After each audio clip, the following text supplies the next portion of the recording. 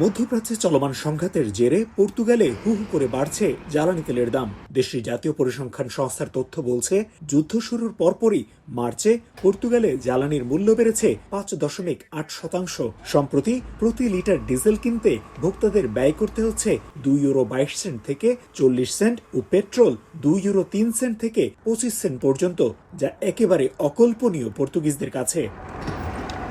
জ্বালানি খাতে ভর্তুকির পাশাপাশি কর মওকুফের মতো সরকার নানা পদক্ষেপ নিলেও নাভিশ্বাস জনজীবনে। সবচেয়ে বেশি ক্ষতিগ্রস্ত দেশটির ট্যাক্সি চালক ও উবার বা বোল্টের মতো রাইড শেয়ারিং পেশার সঙ্গে যুক্ত পেশাজীবীরা। জ্বালানি ব্যয় বাড়লেও ভাড়া একই থাকায় আর্থিক ক্ষতির মুখে এ খাতে থাকা বিপুল সংখ্যক প্রবাসী বাংলাদেশি। অতিরিক্ত সময় কাজ করেও প্রত্যাশিত আয়ের মুখ দেখছেন না তারা।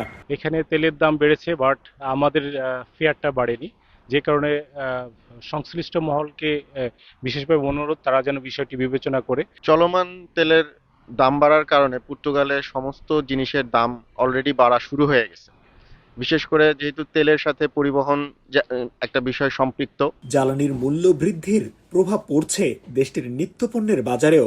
লাগামহীন বাড়ি ভাড়ার সঙ্গে দ্রব্যমূল্যের ক্রমাগত ঊর্ধ্বগতিতে জীবনযাত্রার ব্যয় মেটাতে হিমশিম খাচ্ছেন ন্যূনতম মজুরিতে কাজ করা কর্মজীবীরা। ডিজেলের দাম আরও 8 সেন্ট ও পেট্রোলের দাম আরও 3.5 সেন্ট বাড়বে বলে জানিয়েছে সংশ্লিষ্ট সংস্থা ডিজিইজি।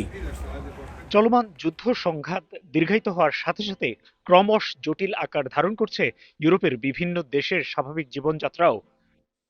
পর্তুগালের মতো অপেক্ষাকৃত কম শক্তিশালী অর্থনীতির দেশগুলো ভুগছে সব থেকে বেশি। তাই এসব দেশের জনগণের প্রত্যাশা দ্রুতই এই যুদ্ধ বন্ধ হবে, শান্তি ফিরবে এবং স্থিতিশীলতা ফিরবে গোটা বিশ্বে। তারিকুল হাসান আশিক, সময় সংবাদ, লিসবন, পর্তুগাল।